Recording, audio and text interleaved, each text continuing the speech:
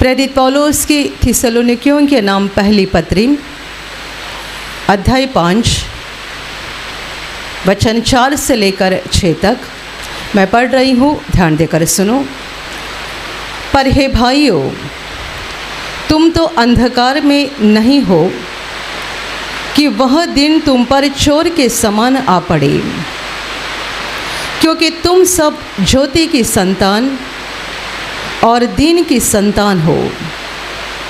हम न रात के हैं न अंधकार के हैं, इसलिए हम दूसरों के समान सोते न रहे, पर जागते और सावधान रहे। Hallelujah, hallelujah, hallelujah, hallelujah, hallelujah. मेरे प्यारे भाइयों और बहनों, प्रेरित पौलुस परमेश्वर के सब लोगों को बता रहा है, हे भाइयों, तुम अंधकार में नहीं हो कि वह दिन चोर के समान आ पड़े। जितने सारे प्रभु यीशु के लोग हैं, परमेश्वर के लोग हैं, जिन्होंने पापों की क्षमा पाई है, उद्धारकर्ता को ग्रहण कर लिया है, उन सबों को यहाँ पर ज्योति की संतान, दिन की संतान अर्थात रोशनी और प्रकाश की संतान बताया गया है। जिन्होंने जीवित परमेश्वर को पहचाना है और उद्धारकर्ता को अपने दिल में ग्रहण करके पापों की क्षमा पाई है, वे अंधकार के लोग नहीं हैं परंतु प्रकाश के लोग हैं। पौलुस कौन से दिन की बात कर रहा है? वो बता रहा है कि वह दिन चोर के समान आएगा, परंतु तुम्हारे ऊपर चोर के समान नहीं आएगा, क्योंकि तुम अंधकार के लोग नहीं हो, तुम ज्योति की संतान हो, दिन की संतान हो। हम न रात के हैं न अंधकार के हैं, और इसीलिए हम दूसरों के समान सोते न रहे, परंतु जागते रहे और सावधान रहे।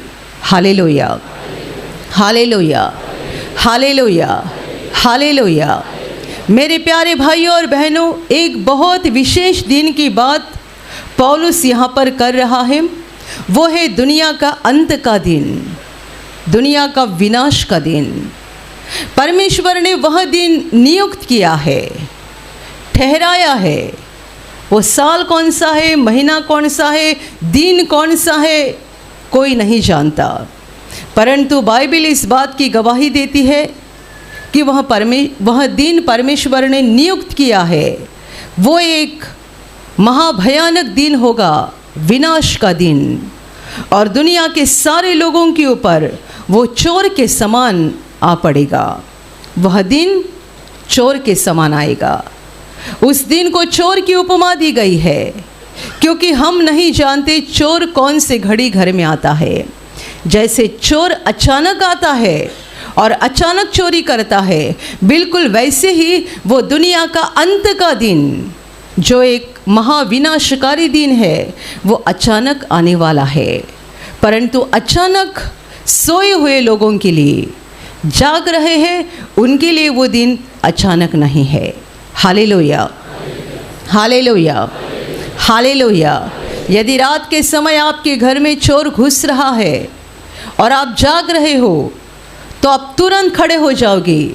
जरा सी आवाज़ आ गई, जरा सी कुछ हलचल आपको महसूस हो गई, आप तुरंत उठ खड़े हो जाओगे। यहाँ वहाँ देखोगे कौन आ गया है, क्या चल रहा है। क्यों? क्योंकि आप जाग रहे हो। लेकिन यदि आप सोए हुए हैं तो चोर आएगा और चोरी करके जाएगा, आपको कुछ भी पता नहीं चलेगा। बिल्कुल वैसे ही अंधकार के लोग और रोशनी के लोग यानी ज्योति के लोग, इनमें एक बड़ा अंतर है। अंधकार के लोग सोए हुए लोग हैं, सोए हुए। आप कहेंगे सोए हुए का मतलब क्या है? ये लोग आत्मा में सोए हैं। हम उनको जीवित देखते हैं, वे काम करते हैं, खाते पीते हैं, फिरते हैं, घूमते हैं, यहाँ वहाँ जाते हैं, परंतु वे आत्मा में सोए हुए हैं। उन्हें आगे का कुछ पता नहीं है, दुनिया के अंत के समय का कुछ पता नहीं है। और यहाँ तक कि आप यदि उनके साथ उस दिन के बारे में बताने जाएंगे तो भी वे आपका मजाक उड़ाएंगे। हालेलुया, उनकी आत्मा की नींद इतनी गहरी है, इतनी गहरी कि आप उनके साथ दुनिया के अंत के बारे में कुछ चर्चा करेंगे, उनको बताएंगे तो वो थोड़ा सा सोचेंगे भी नहीं, कुछ समय के लिए गंभीर भी नहीं होंगे, परंतु आपका मजाक उड़ाएंगे और हंसेंगे आपके ऊपर। तब आप जान लेना इनकी नींद भी साधारण नहीं है, ये बहुत गहरे नींद में है। Hallelujah, hallelujah, hallelujah. परंतु जिन्होंने प्रभु यीशु को ग्रहण किया है, अपने सृष्टिकर्ता को और जीवनदाता को पहचान लिया है, वे अंधकार के लोग नहीं है, वे प्रकाश के लोग हैं, ज्योति के लोग हैं, दिन के लोग हैं, रात के लोग नहीं है। दुनिया के लोग रात को सोते हैं, परमेश्वर के लोग कई बार रात को भी प्रार्थना करते हैं और परमेश्वर से बातें करते हैं। Hallelujah, hallelujah, hallelujah, hallelujah. दुनिया कहती है जल्दी सो जाओ, जल्दी उठो, सेहत अच्छी रहेगी, लेकिन हमारा प्रभु रात भर प्रार्थना करता था और हमें भी सिखाता है प्रार्थना करते हुए जागते रहो। प्रभु सोता कब था बताओ? रात को 10 बजे, 9 बजे। हम बाइबल में एक जगह पढ़ते हैं जब प्रभु नाव से सफ़र कर रहा था तब वो नाव में सोया हुआ था। इसका मतलब ये है जब उसके पास खाली समय रहता था तब वो सोता था। उसका सोने का समय रात को 9 बजे नहीं था, उसका खाना पीने का समय दोपहर 12 बजे नहीं था। जब उसे सोने का समय मिलता था तब सोता था। दिन में सफ़र चल रहा था, नाव से एक नगर दूसरे नगर जा रहे थे। अभी प्रभु के पास कोई काम नहीं था तो प्रभु नाव में सोया हुआ था। दिन भर लोगों के बीच में काम करता था और जब काम का खाली समय रहता था सोता था, और रात को पहाड़ पर या जंगल में या किसी सुनसान जगह पर अकेले जाकर परमेश्वर पिता से बातें करता था। कभी कभी भोर को बहुत जल्दी उठकर जंगल में अकेला जाता था और प्रार्थना करता था। Hallelujah, hallelujah. वचन कहता है कि हम रात के लोग नहीं हैं, हम दिन के लोग हैं। मतलब ये है कि रात भी हमारे लिए दिन के समान है, रात भी हमारे लिए दिन के समान है। कोई नहीं बोल सकता है अभी रात 12 बज गए, अभी क्या प्रार्थना करने का समय थोड़ी है, अभी रात 1 बज गया, ये क्या बाइबल पढ़ने का समय थोड़ी है। प्रभु के लिए दिन, प्रभु के लोगों के लिए दिन भी दिन है और रात भी दिन है। Hallelujah, hallelujah. हम अंधकार के नहीं हैं, हम रात के लोग नहीं हैं। इसका मतलब हमारे लिए दिन भी दिन है और रात भी दिन ही है। हालेलुया। प्रभु के एक बहुत बड़े दास है पैस्टर डेविड यंगीचो, उन्होंने बताई हुई सत्य घटना है। जब उनका सेवा कार्य छोटा था तो चर्च के हर एक मेंबर के पास उनका फ़ोन नंबर था, तो हमेशा उनको फ़ोन आया करते थे, बार बार फ़ोन आते थे प्रार्थना के लिए। एक दिन ऐसा था जब रात हो गई तो भी चर्च के लोग फ़ोन ही कर रहे थे, पैस्टर सर दुख रहा है प्रार्थना करो। फ़ोन पर से प्रार्थना हो गई, फ़ोन रखा, 15-20 मिनट के बाद और एक फ़ोन आ गया, पैस्टर पीठ में दर्द हो रहा है प्रार्थना करो। 15-20 मिनट हो गए और फ़ोन आ गए, नींद नहीं लग रही है प्रार्थना करो। लगातार फ़ोन शुरू थे और पैस्टर डेविड यंगीचो परेशान हो गए। रात को 1-1:30 बज रहा था, फ़ोन चालू ही थे। उस समय वो जो पुराने फ़ोन थे, लैंडलाइन फ़ोन, वो हुआ करते थे। तंग होकर उन्होंने रिसीवर उठाकर बाजू में रख दिया ताकि अभी किसी का फ़ोन ना आ जाए। अभी 1:30-2 बज रहे हैं, कम से कम अभी तो मुझे सोना चाहिए ना। उन्होंने रिसीवर उठाकर एक तरफ रख दिया और जाकर सोए।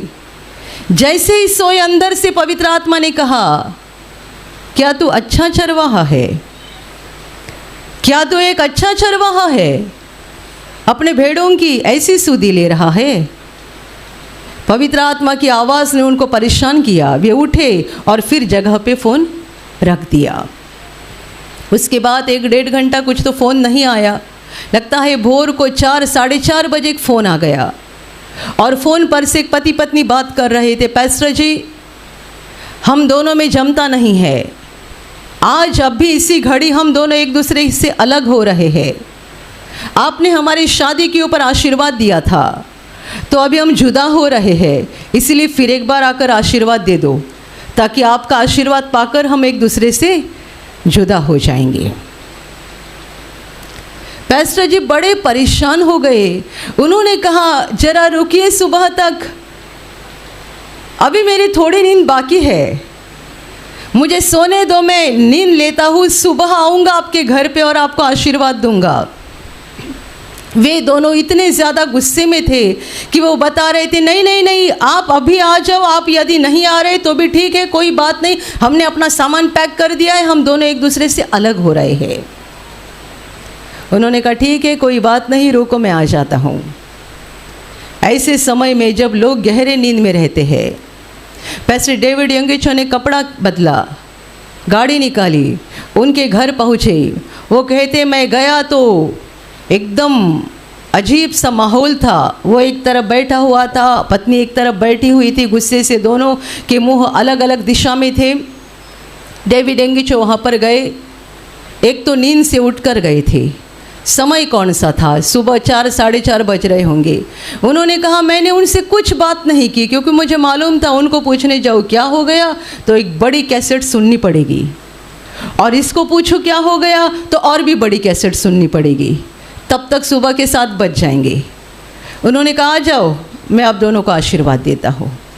दोनों के हाथ एक दूसरे के हाथ में लिए और आज्ञा दी, हे दुष्टात्मा जो तूने इन दोनों के बीच में दरार लाई है, यीशु के नाम से मैं आज्ञा देता हूँ, निकल जाओ इन दोनों को छोड़कर, बस। और उनको कहा मैंने आपको आशीर्वाद दिया, टाटा, जा रहा हूँ, और निकल गए। पास्टर डेविड यंगेचो बोलते अगले रविवार दोनों सामने आकर चर्च में प्रार्थना के लिए बैठे।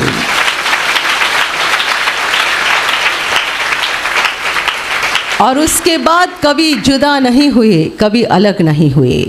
हालेलुया। ये घटना उन्होंने बताई, तब इस घटना को घटे हुए बहुत साल हुए थे। उन्होंने कहा ये बहुत साल पहले की घटना है, अभी भी ये पति पत्नी हमारे चर्च के नियमित मेंबर है, वो हमेशा प्रार्थना में आते हैं और प्रभु की महिमा करते हैं। Hallelujah, hallelujah. लेकिन एक महत्वपूर्ण बात इसमें है, रात को 1:30-2 बजे उन्होंने रिसीवर उठाकर एक तरफ रख दिया था। तब पवित्र आत्मा ने उनसे बात की थी, क्या तू अच्छा चरवाहा है? क्या तू एक सच्चा गडरिया है? क्या तू भेड़ों की ऐसी सुधि लेता है? और इस आवाज़ को सुनकर तुरंत वे जाग गए और रिसीवर जगह पे रख दिया। तब जाकर 1-1.5 घंटे के बाद ये फ़ोन आ गया। यदि उन्होंने ये पवित्र आत्मा की आवाज़ को ना सुना होता और ये फ़ोन जगह पे ना रखा होता तो क्या होता बताओ? पति पत्नी इनका फ़ोन ट्राई करते, पास्टर जी का फ़ोन नहीं लग रहा है, चलो जाने दो। गुस्सा इतना बढ़ते जाता है ना कि गुस्से में कौन क्या करता है समझ में भी नहीं आता। ये दोनों एक दूसरे से हमेशा के लिए अलग हो जाते। परंतु एक पवित्र आत्मा की आवाज़ को सुना, पूरी रात उनकी नींद खराब हो गई, पूरी रात नींद खराब हो गई। परंतु इसका प्रतिफल ये हो गया कि ये पति पत्नी हमेशा के लिए एक हो गए। जुदा करने वाली, अलग करने वाली दुष्टात्मा उन्हें छोड़कर निकल गई। प्रभु अपने लोगों को दिन में भी जागने के लिए कहता है और रात में भी जागने के लिए कहता है। आप यदि प्रभु के लोग हो तो कभी मत कहना कितने बज रहे हैं, ये क्या समय हो गया, ये क्या समय है क्या प्रार्थना करने का, ये क्या समय है क्या बाइबल पढ़ने का, ये क्या समय है क्या दूसरों की मदद करने का। ब्रदर ने जब ये आशीर्वाद प्रार्थना केंद्र शुरू किया, वे शुरू से कहा करते थे हमारा प्रार्थना केंद्र 2400 घंटा आपके लिए खुला है, आप कभी भी आ सकते हैं, सुबह 6 बजे भी आ सकते हैं, रात को 2 बजे भी आ सकते हैं। हमारा प्रार्थना घर आपके लिए हमेशा खुला है, हम आपकी सेवा के लिए हमेशा तैयार है। और वे केवल बोला नहीं करते थे, परंतु वैसा करते थे। उस ज़माने में लोग कब कब प्रार्थना के लिए आते थे? रात को 1:30 बजे लोगों को लेकर आते थे, सुबह 3 बजे आते थे, भोर को 5 बजे आते थे, कभी भी आते थे, कभी भी आते थे। शुरू के समय में ब्रदर खुद उठते थे और लोगों के लिए प्रार्थना करते थे। 12 बजने दो, 1 बजने दो, 2 बजने दो, जिनको जिनको लाया गया है उनके लिए प्रार्थना की जाती थी। जब सेवकाई बढ़ने लगी तब टीम मेंबर उठने लगे, प्रार्थना करने लगे। परंतु ब्रदर ने कभी किसी को नहीं कहा रात को मत लाया करो, 1-1:30 बजे मत लाया करो, 2 बजे मत लाया करो, कभी नहीं कहा। वो खुद उठकर भी प्रार्थना करते थे, हम टीम मेंबर भी प्रार्थना करते थे। और ब्रदर स्टेज पर से खुल्लम खुल्ला लोगों को बताते थे, दुनिया के दरवाजे आपके लिए बंद हो जाएंगे, परमेश्वर का दरवाज़ा आपके लिए हमेशा खुला रहेगा। 24 घंटा हमारा केंद्र खुला है। Hallelujah, hallelujah, hallelujah. और इसलिए इसी बात को लेकर हम इस सेवकाई को आगे लेके जा रहे हैं। हमारी टीम भी रात को 1:30 बजे 2:30 बजे उठकर प्रार्थना करती है। थोड़े से टीम मेंबर, लेकिन हर रात 2:30 बजे यहाँ प्रार्थना होती है। यहाँ भी होती है, डहाणू के प्रार्थना घर में भी होती है। ये दिखाने के लिए हम रात के लोग नहीं हैं, हम दिन के लोग हैं, हम ज्योति के लोग हैं। हम दिन में भी जागते हैं और रात को भी जागते हैं। जब जब प्रभु चाहे प्रभु हमें जगाएगा और हम प्रभु के लिए तैयार रहे। वचन कहता है हम दूसरों के समान सोते ना रहे। दुनिया आत्मा में सोई हुई है और उन्हें नहीं पता है कि कहाँ जा रहे हैं, क्या हो जाएगा। आज 2 नवंबर, आज बारिश हो रही है। इस साल मई महीना में ही बारिश शुरू हो गई थी, यदि आपको अच्छे से याद होगा। मई महीना से बारिश शुरू हो गई थी, नवंबर शुरू हो गया, बारिश रुकने का नाम नहीं ले रही है। इसका मतलब जो बारिश 3 या 3.5 महीना होती थी सालों साल हमारे देश में, बाकी देश की बात छोड़ दो, हर जगह अलग अलग माहौल रहता है, लेकिन भारत में हर साल में 4 महीना बारिश के होते हैं, लेकिन 4 महीना में सच्ची बारिश 3 महीना ही गिरती है, 3-3.5 महीना। अभी 6 महीना से ज़्यादा हो रहे हैं, बारिश रुकने का नाम नहीं ले रही है। लोग घर से धूप देखकर निकलते हैं बिना छाता, आराम से। आज धूप निकल रही है, 1 घंटा आगे गए, जोर से बारिश हो गई, पूरा कपड़ा भीग गया। सब एक दूसरे के ऊपर देखते थे, क्या करने का। ये बारिश तो कभी भी आती है, लोग बोलते बारिश कभी भी आती है। अभी तैयार रहो, ऐसी ही अजीब घटनाएं होती जाएगी, अजीब घटनाएं। 1 महीना भी लगातार धूप निकला ना, तो भी घर से बाहर निकलते समय छाता लेकर निकलो। बारिश कभी भी हो जाएगी और कोई भी घटना कभी भी हो जाएगी। ये दुनिया का अंत का समय है। जागते रहो, जागते रहो, दूसरों के समान सोते मत रहना। ये अंत का समय है। हमें लगता है जून, जुलाई, अगस्त, सितंबर 4 महीना ही बारिश होनी चाहिए, सही है ना। बारिश ने अपना नियम फॉलो करना चाहिए। क्या आप कर रहे हैं? क्या आपको परमेश्वर ने दिए हुए नियम फॉलो कर रहे हैं? क्या दुनिया परमेश्वर के नियम के अनुसार चल रही है?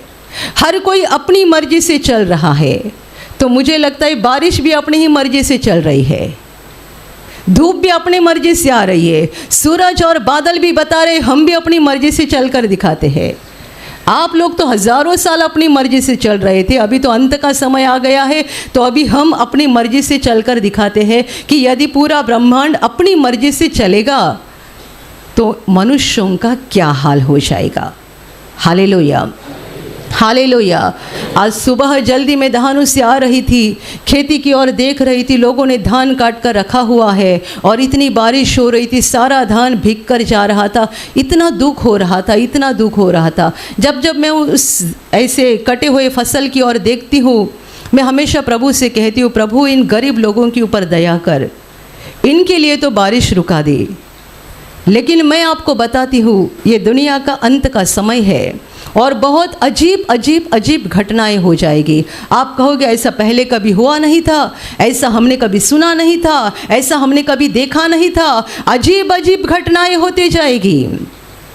दुनिया के समान सोते मत रहना, जागते जाओ, क्योंकि हम अंधकार के लोग नहीं हैं, हम रात के लोग नहीं हैं। यदि रात को 2 बजे पवित्र आत्मा आपको जगा रहा है तो आलसी मत बन जाओ, उठो और प्रार्थना करो। यदि रात को 2 बजे पवित्र आत्मा आपको कुछ करने के लिए बोल रहा है, उठो। ये मत कहो ये नींद लेने का समय है। नींद लेने वाले नींद ले रहे हैं। परमेश्वर ने हमें ज्योति की संतान बनाया है, वो ज्योति है। परमेश्वर प्रकाश है और हम उसके बच्चे हैं। यदि हम उसके बच्चे हैं तो जैसा वो है वैसे हम भी हमेशा जागते रहने चाहिए। Hallelujah, hallelujah, hallelujah. मेरे प्यारे भाइयों और बहनों, वो विनाश का दिन हमसे बहुत ज़्यादा दूर नहीं है। अभी 2025 चल रहा है, आप अगले साल भी देखोगे, उसके बाद भी देखोगे। जैसे जैसे समय आगे जाएगा, हर साल 31 दिसंबर आता है, लोग बहुत मज़ा करते हैं। पता नहीं इनको क्या मज़ा आती है, किस बात का जश्न मनाते हैं। 1 जनवरी आ गया, बड़ा जश्न मनाते हैं। ध्यान में रखो, जितने साल आगे जा रहे हैं उतने हम विनाश के दिन के नज़दीक जा रहे हैं। दुनिया बिगड़ गई है, पापों से भर गई है और पापों की गंदगी, पापों की बदबू ऊपर आसमान में परमेश्वर तक पहुंच गई है। और परमेश्वर ने आज नहीं, हजारों साल पहले बताकर रखा था उस विनाशकारी दिन के बारे में। वो दिन आएगा, कोई बच नहीं पाएगा। परमेश्वर ने इस दिन का ऐलान पहले ही करके रखा है। पुराने नियम में भविष्यवक्ताओं ने भी किया था और 2000 वर्ष पहले जब परमेश्वर खुद इंसान बनकर आया तब यीशु मसीह ने भी इस बात की भविष्यवाणी करके रखी है। वो विनाश का दिन, वो अंत का समय कैसा रहेगा, यीशु ने बताया है। सारे चिन्ह हम आसपास देख रहे हैं और इससे पता हो रहा है विनाश बहुत जल्दी होने वाला है।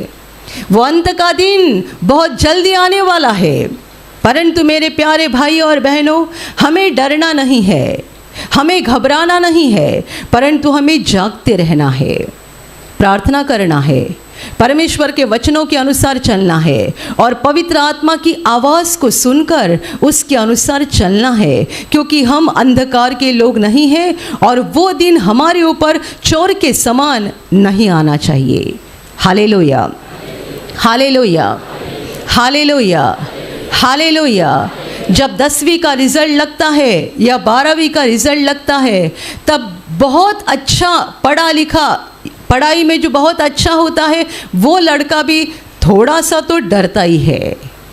उसे मालूम है मैंने सारे पेपर अच्छे से लिख दिए हैं, तो भी एक दिन वो रिज़ल्ट का दिन नज़दीक आ रहा है, थोड़ा थोड़ा डर होने लगता है।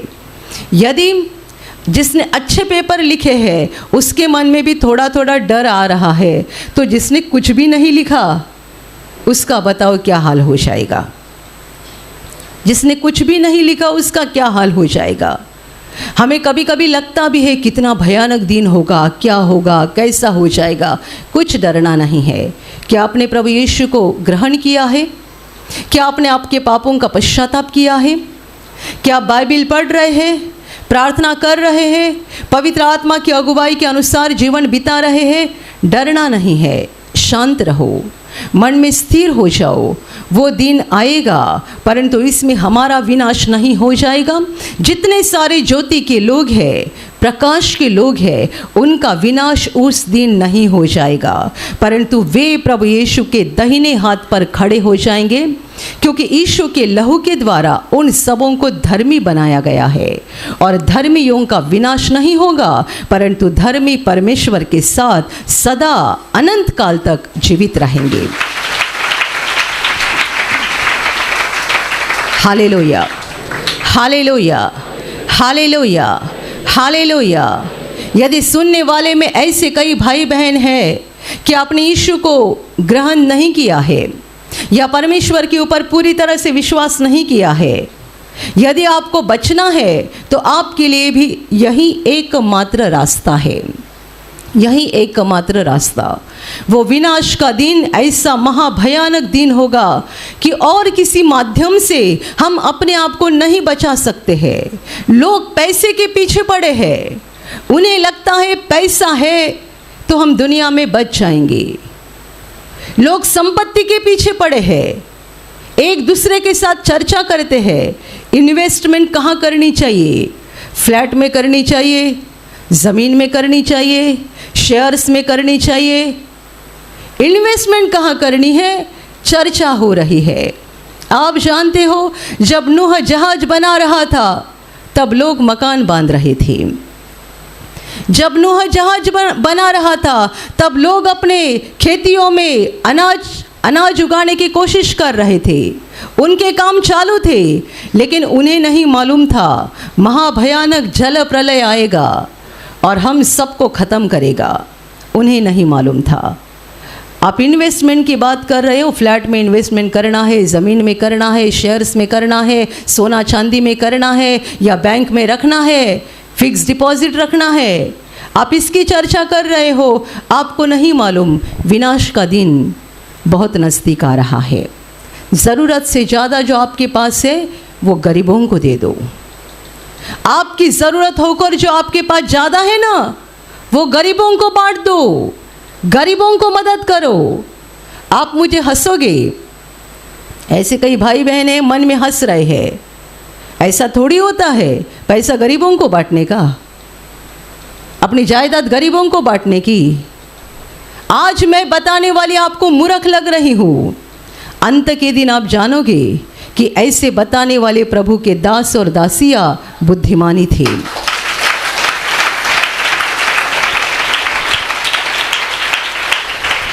बताने वाले भी बुद्धिमानी थे और बताई हुई बात के अनुसार करने वाले भी बुद्धिमानी थे। बहुत ज़्यादा संपत्ति इकट्ठा करके मत रखो, विनाश का दिन आ रहा है। बहुत जायदाद इकट्ठा करके मत रखो मेरे बेटे के लिए, बेटे के बेटे के लिए। दुनिया ज़्यादा समय रहने वाली नहीं है, विनाश आ रहा है। जो आपके लिए, आपके परिवार के लिए ज़रूरत है, ज़रूरत से जो ज़्यादा है वो दूसरों को बांट दो, दूसरों की मदद करो। जितना आप गरीबों को दोगे, गरीबों की मदद करोगे, गरीबों की सहायता करोगे, उतना सब आपके नाम पर स्वर्ग में इकट्ठा किया जाएगा। Hallelujah, hallelujah, hallelujah. जब यीशु भी ऐसी बातें बताता था तब धनवान लोग जो लालच में थे वो हंसते थे उसको, यीशु को भी हंसते थे, तो मुझे ज़्यादा ही हंसेंगे। वो परम प्रधान परमेश्वर का पुत्र होकर ऐसी सत्य बातें बताता था, तब जो लालच से भरे हुए धनवान लोग वहाँ सुनते थे वे हंसते थे। परंतु मेरे प्यारे भाइयों और बहनों, बुद्धिमानी बन जाओ। ये दुनिया हमें कुछ नहीं दे सकती है, पैसा हमें नहीं बचा सकता है, संपत्ति जायदाद हमें नहीं बचा सकती है, सोना चांदी हमें नहीं बचा सकती है, दुनिया की कोई भी भौतिक बात हमें नहीं बचा सकती है। हमें बचाने वाला परमेश्वर है। यदि हमारे हृदय में उसके लिए विश्वास है, सच्चा विश्वास है, तो ही हम बच जाएंगे, वरना हम नहीं बच सकते हैं। इसलिए जागते रहो, सावधान हो जाओ। दुनिया के लोग सो रहे हैं, मतलब क्या कर रहे हैं? पहली बात, वे अपने पापों में मशगूल है। वे सो रहे हैं, मतलब वे अपने पापों में मशगूल है। आप यदि किसी को बताएंगे दुनिया का अंत होने वाला है तो वो आपको हंसेगा। क्यों हंसेगा मालूम है? वो किसी तो पाप में है और उसे अपना पाप छोड़ना नहीं है। पहली बात, लोग पापों में डूबे हुए हैं, पापों में। दूसरी बात, लोग संपत्ति के पीछे पड़े हुए हैं, लालच से भरे हुए हैं। लालच, बहुत कमाना है, बहुत हासिल करना है, बहुत हासिल करना है। अब वो बाइबल की घटना जानते हो, पढ़ा होगा, सुना होगा, जिस अमीर मनुष्य ने बहुत फसल अपने घर में इकट्ठा करने का सोचा, उससे परमेश्वर ने कहा, हे मूर्ख, आज रात तेरा प्राण तुझसे लिया जाएगा। तो जो कुछ तूने इकट्ठा किया है वो सब कहाँ जाएगा? आज ही रात तू मरने वाला है, तो जो इकट्ठा किया है वो कहाँ जाएगा? दुनिया लालच में पड़ी हुई है, बहुत पैसा कमाना है, बहुत संपत्ति इकट्ठा करनी है। एक फ्लैट है तो उसमें समाधानी नहीं है, और 4 फ्लैट खरीदना है। एक ज़मीन है, समाधानी नहीं है, और 4 ज़मीन खरीदनी है। लेकिन ऐसे भी लोग हैं, किराए के मकान में रहते हैं, दाल चावल खाते हैं, ज़मीन का छोटा सा टुकड़ा भी उनके नाम पर नहीं है, पर दिल में संतुष्ट है और कहते हैं हमें मालूम है हम परमेश्वर के पास स्वर्ग में जाने वाले हैं। किराए के मकान में रहकर, दाल चावल खाकर और ज़मीन का एक टुकड़ा भी अपने नाम पर न होकर भी संतुष्ट रहने वाले लोग दुनिया में हैं। लेकिन ये वो लोग हैं जिनकी आत्मा में पवित्र आत्मा का आनंद भर गया है, जिनकी आत्मा में पवित्र आत्मा की तृप्ति आ गई है, और उन्हें पता है कि हमारा सच्चा मकान स्वर्ग में है, हमें सब कुछ स्वर्ग में मिल जाएगा। धरती पर जो भी हमारा है वो सब खत्म हो जाएगा। Hallelujah, hallelujah, hallelujah, hallelujah. यदि आपको आत्मा में जागना है, पहली बात करनी है, जीवन के पापों को त्याग दो। जो भी पापों में आप चल रहे हैं, आप किसी ऑफिस में काम कर रहे हैं, वहाँ पर रिश्वत ले रहे हैं, आप कोई ऐसा काम कर रहे हैं जिसमें बहुत ज़्यादा रिश्वत ले रहे हैं, बहुत फंसा कर पैसा कमा रहे हैं, छोड़ दो। आप व्यभिचार के पाप में होगे, छोड़ दो। आपके जीवन में जो भी गलत चल रहा है, गंदी बातें हो रही है, जो परमेश्वर को पसंद नहीं है, निकाल डालो, वरना हालेलुया बोलकर भी आप सो सकते हो। जो हालेलुया बोलते, तालियां बजाते, लेकिन जीवन में बहुत भयानक पाप शुरू है, वे तो आत्मा में सोए हुए लोग हैं। वैसे लोग हैं जैसे बाहर से दिखाई देते जाग रहे हैं, परंतु सच्चाई में वे सोए हुए लोग हैं। पापों को छोड़ दो तो ही आप आत्मा में जीवित व्यक्ति बन जाओगे। और दूसरी बात, लालच छोड़ दो, पैसे की लालच, संपत्ति की लालच। इस लालच के पीछे भागते मत जाओ। दुनिया की अभिलाषा को छोड़ दो, भौतिक चीज़ों की अभिलाषा को छोड़ दो। यदि आपने उनका त्याग किया तो ही आप आत्मा में जीवित रह जाओगे, सावधान रह जाओगे। कोई मनुष्य अपनी आत्मा में संपत्ति और पैसा और दुनिया की भौतिक चीज़ों की लालच रखकर आत्मा में जाग नहीं सकता है। Hallelujah, hallelujah, hallelujah. मेरे प्यारे भाइयों और बहनों, जाग जाओ, दुनिया के समान सोते मत रहो। दुनिया सोई हुई है क्योंकि पहली बात दुनिया पापों में है और दूसरी बात दुनिया लालच में है। और इन दोनों बातों का महत्वपूर्ण कारण यह है कि उनका परमेश्वर के ऊपर कोई भरोसा नहीं है। परमेश्वर जिंदा है और वो हमारा इंसाफ करेगा, वो हमारा न्याय करेगा। यही बात उनको मालूम नहीं है, उस पर वो विश्वास नहीं करते हैं, इसलिए पापों में डूबे हुए हैं और लालच में फंसे हुए हैं।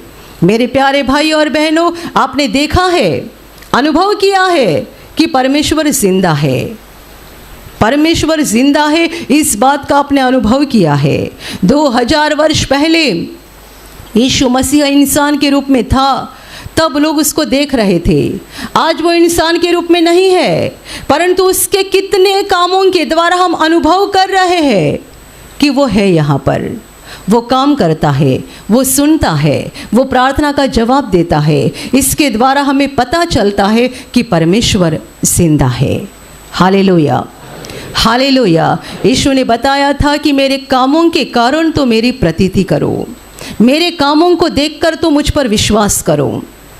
उसके कामों को देखकर और अनुभव करके हमें विश्वास हो गया है, पता चला है कि वो जिंदा है, उसकी बातें सत्य है और उसी ने हमें दुनिया के अंत के बारे में सावधान किया है और चेतावनी दी है। मेरे प्यारे भाई और बहनों, पुराने भविष्यवक्ताओं ने दुनिया के अंत के बारे में बताया तो था ही, परंतु परमेश्वर का पुत्र यीशु मसीह जब धरती पर आया, उसने भी दुनिया के अंत के बारे में बताया है। इतनी सारी चेतावनी मिलने के बावजूद भी यदि हम नज़रअंदाज करेंगे तो हम सचमुच मूर्ख बन जाएंगे। आत्मा में सोते हुए रहेंगे। आज संसार भर में जितने सारे परमेश्वर के दास और दासियां हैं, बार बार लोगों को चेतावनी दे रहे हैं, बता रहे हैं अंत नजदीक आ रहा है। सावधान हो जाओ और जागते रहो। Hallelujah, hallelujah, hallelujah. प्रभु यीशु पर पूरा ही पूरा भरोसा करो। उस विश्वास में मजबूत बनते जाओ। विश्वास में मजबूत बनने के लिए प्रार्थना करना ज़रूरी है, बाइबल पढ़ना ज़रूरी है। कई सारे लोग दिन भर काम करते हैं, दिन भर काम करते हैं, बोलते हैं हमारे यीशु पर विश्वास है, लेकिन प्रार्थना के लिए उनके पास समय नहीं होता, बाइबल पढ़ने के लिए उनके पास समय नहीं होता। आप ध्यान से सुनना कि आप खतरे की हालत में हो। आप समझ रहे हो कि मेरा यीशु के ऊपर विश्वास है, लेकिन आपको प्रभु की मौजूदगी में आने के लिए समय नहीं है, उसके वचनों को पढ़ने के लिए समय नहीं है। इतने आप काम में व्यस्त हो गए हो। इसका मतलब आपके कामों के द्वारा शैतान आपको फंसा रहा है और धीरे धीरे विश्वास से दूर लेके जाने की कोशिश कर रहा है। अपना काम धंधा कम करो, अपने काम का समय कम करो, परंतु प्रार्थना में समय बिताओ, बाइबल पढ़ने में समय बिताओ। क्या हो जाएगा? आपने काम कम किया तो पैसा कम मिलेगा, यही तो नुकसान हो जाएगा ना। ये तो बस भौतिक नुकसान है। काम कम करोगे, धंधा कम करोगे तो पैसा कम मिल जाएगा, लेकिन प्रभु के चरणों के पास बैठोगे, समय बिताओगे उसके साथ और बाइबल पढ़ते जाओगे, पवित्र आत्मा की आवाज़ को सुनते जाओगे, तो कभी आत्मा में सोओगे नहीं, जागते रहोगे, सावधान रहोगे। पवित्र आत्मा आपको दिखाएगा ये रास्ते से जा, यहाँ से मत जा, यहाँ गड्ढा है, गिर जाएगा। वहाँ से मत जा, वहाँ खतरा है। पवित्र आत्मा आपकी अगुवाई करेगा, संभालेगा, सुरक्षित रखेगा। और सबसे बड़ी बात, उस विनाश के दिन हमारा विनाश नहीं होगा, परंतु हम स्वर्ग में जाकर परमेश्वर के साथ अनंत काल जीवित रहेंगे। हालेलुया। और हम में से ऐसे बहुत है, विनाश का दिन आने से पहले ही हमारा धरती का जीवन खत्म होने वाला है। इस वचन को सुनने वाले लोगों में ऐसे बहुत है, विनाश का दिन आने से पहले ही उनका धरती का जीवन खत्म हो जाएगा, यानी वो मर जाएंगे, दुनिया की नज़र में मर जाएंगे। परंतु हम मरेंगे नहीं। यदि आपने मरते दम तक विश्वास रखा है, मरते दम तक आप परमेश्वर को चिपके रहे हैं, तो धरती का जीवन जिस पल खत्म हो जाएगा, दूसरे ही पल आप यीशु के साथ स्वर्ग में होंगे। Hallelujah, hallelujah. प्रभु यीशु को जब क्रूस पर लटकाया गया था, तब उसके दाहिने और बाएं हाथ पर 2 चोरों को लटकाया गया था। वे चोर थे और इसीलिए उनको ये दंड हुआ था। उन 2 में से एक ने क्रूस पर से ही प्रभु यीशु के पास प्रार्थना की। यीशु भी उनके साथ क्रूस पर तड़प रहा था, लेकिन उन 2 में से एक ने मन फिराया और क्रूस पर से ही प्रभु यीशु के पास प्रार्थना की, क्योंकि उसे मालूम था मैं अभी थोड़ी देर में मरने वाला हूँ। एक होश पे आ गया, एक बेहोशी रहा, वो तो यीशु का भी मजाक उड़ाते रहा। परंतु एक चोर होश पे आ गया, मन फिराया, क्रूस पर से ही यीशु के पास प्रार्थना की। और जो यीशु क्रूस पर तड़प रहा था, उसने तड़पते तड़पते ही उससे कहा, मैं तुझे सच कहता हूँ, आज ही तू मेरे साथ सुखलोक में होगा। आज ही, आज ही। क्योंकि यीशु भी उस दिन मरने वाला था, वो चोर भी मरने वाला था। यीशु कहता है, आज ही तू मेरे साथ सुखलोक में होगा। दुनिया का विनाश होने से पहले, प्रभु यीशु का दोबारा आगमन होने से पहले, जितने सारे विश्वासी लोग धरती पर मर जाएंगे, वे दुनिया के लिए मर जाएंगे, परंतु वास्तविकता में मरेंगे नहीं। जब उनकी आत्मा यहाँ देह से निकलेगी, दूसरे ही पल यीशु के साथ स्वर्ग में होगी। Hallelujah, hallelujah, hallelujah, hallelujah. भाई आपका नाम बताइए। जय प्रकाश। आपकी क्या गवाही है? मेरा 2 महीना पहले से कान में बहुत फोड़ी हो गया था और बह रहा था वो, तो मैंने प्रभु से फिर प्रार्थना किया तो मेरा वो तेल डाला तो सही हो गया। मतलब 2 महीने पहले आपके कानों में फोड़ी आई थी, उसके लिए आपने प्रार्थना की, प्रभु की दया से अभी ठीक है, अभी कानों में से पानी नहीं निकलता? नहीं, सही हो गया एकदम। और दूसरी क्या गवाही है? दूसरी गवाही, मेरा पैर में 10 साल से बहुत दर्द देता था। कौन से पैर में? दाएं है? दोनों भी पैर। दोनों पैर में? दोनों पैर में दर्द देता था। फिर मैंने जो है अभी रात को आया और वो तेल लगाया पैर में और 3 वचन बोला तो मेरा एकदम आज चंगा है। अभी आज सुबह देखा तो अभी पाँव में दर्द नहीं है वैसे चलते वक्त? प्रभु को मैं लाख लाख धन्यवाद करता हूँ। 10 साल से मतलब चलते थे तो दर्द होता था थोड़ा भी? हाँ, थोड़ा भी चलता था तो मेरे को बहुत दर्द होता था। लेकिन आपने विश्वास से प्रार्थना का माध्यम का इस्तेमाल किया तो अभी पाँव में दर्द नहीं होता चलते वक्त? आज एकदम मैं चंगा हूँ एकदम। आप चल के बताओ फटाफट लोगों को। वापस आओ, वहाँ तक जाओ, वापस आ जाओ, यहाँ पे सामने खड़े रहो। आइए यहाँ पे। 10 साल तक आप चलते वक्त दर्द, अभी दर्द हुआ क्या? नहीं, अभी नहीं दर्द हुआ। अभी नहीं दुख रहा है। एक ही दिन में प्रभु ने आपको चंगा किया? एकदम मेरा ओके हो गया एक ही दिन में? हाँ।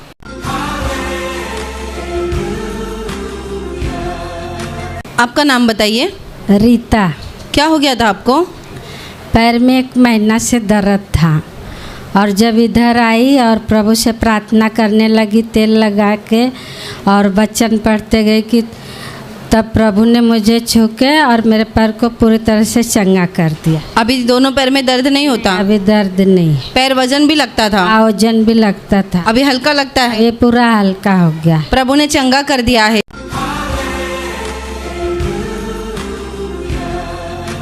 बहन, आपका नाम बताइए। मेरा नाम सुजाता कोले है।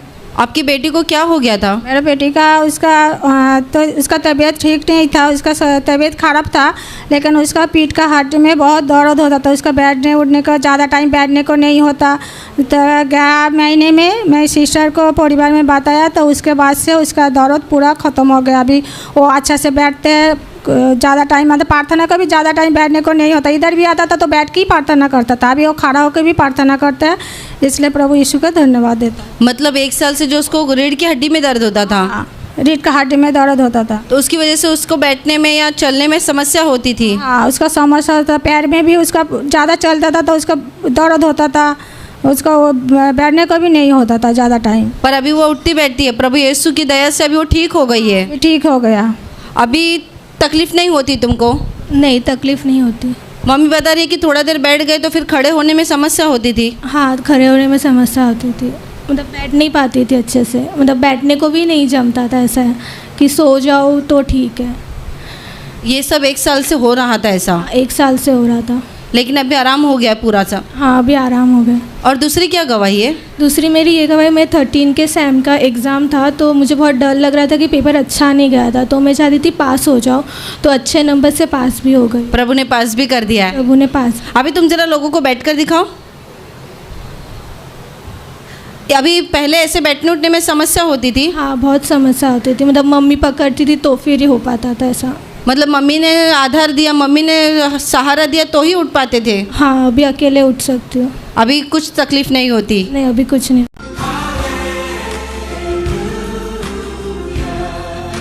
भाई आपका नाम बताइए। मेरा नाम सुरेंद्र यादव है। मैं बस यहीं सातीवली से आया हूँ। 1 साल पहले मेरे दोनों का आँख में और बड़ा बड़ा लाल लाल चकत्ता जैसा हो गया था और बढ़ता ही गया था। तो आपने क्या किया? प्रार्थना करते गया, तेल लगाते गया। यहाँ प्रार्थना में आता था तो बोलती थी सिस्टर की दोनों बीमार हाथे पर इसे पर हाथ रखो। मैं दोनों पर रख नहीं सकता था, इसलिए इसी ने पर हाथ रखा तो धीरे धीरे वो सही हो गया। 6 महीना में सही हो गया, अभी एकदम सही है। अभी दर्द नहीं होता? दर्द नहीं, लाल चट्टा नहीं है, कुछ नहीं, एकदम फ्रेश हो गया है। प्रभु ने ठीक किया? प्रभु ने ठीक किया है।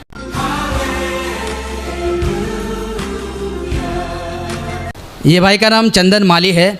ये रिक्शा ड्राइवर है। बता दें कि 3 महीने पहले जब ये रिक्शा लेकर जा रहे थे तो इनके जेब से इनका पर्स खो गया, मतलब गिर गया।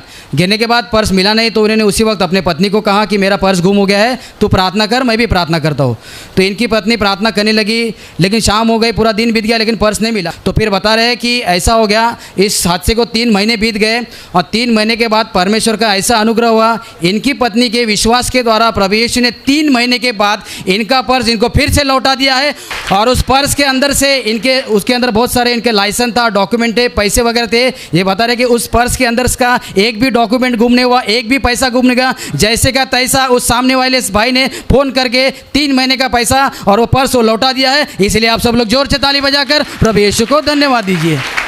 भाई आप बता रहे कि आपका 3 महीने पहले जब पर्स गुम हो गया तब आपने क्या किया? मैंने अपने वाइफ को बोला तो मेरे वाइफ क्या बोली कि दूसरा लाइसेंस बनवाओ मत, वो प्रभु देंगे, आप प्रयत्न में लगे रहो। तो हम लोग प्रयत्न में लगे रहे। ऐसे आपके पत्नी ने कहा लाइसेंस मत बनाओ, प्रभु देंगे। प्रभु देंगे, उसको विश्वास है, बोली कि मिलेगा ही मिलेगा। और 3 महीने बाद, ठीक 3 महीना 90 दिन बाद फ़ोन आया मेरे मोबाइल पे कि आपका पर्स गिरा है, आपका पैसा है, आप आके लेके जाओ। मैं गया तो मेरा सारा पैसा, लाइसेंस, पैन कार्ड, आधार कार्ड जो भी था मेरा सारा कुछ मिल गया। सारा कुछ मिल गया? हाँ सर।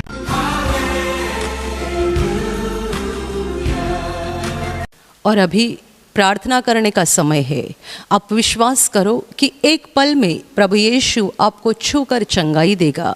एक पल में वो आपके जीवन का दुख निकाल देगा और आपके आंसुओं को खुशी में बदल देगा, क्योंकि उसके लिए असंभव कुछ नहीं है, अनहोनी बात एक भी नहीं है। प्रभु यीशु आज भी जिंदा है। 2000 वर्ष पहले वो शरीर रूप में धरती पर था, आज शरीर रूप में नहीं बल्कि आत्मा के रूप में है। और दुनिया के कोने कोने में जहाँ जहाँ लोग विश्वास के साथ उसको पुकारते हैं, उसके पास प्रार्थना करते हैं, उन सबों की पुकार को प्रभु सुनता है, उन्हें चंगा करता है, उनके आंसुओं को पोंछ देता है और उनके जीवन को खुशी से भर देता है। आप भी इसी विश्वास के साथ आपके बीमार भाग पर हाथ रखो, और यदि वहाँ हाथ नहीं रख सकते हैं तो अपने सीने पर हाथ रखो।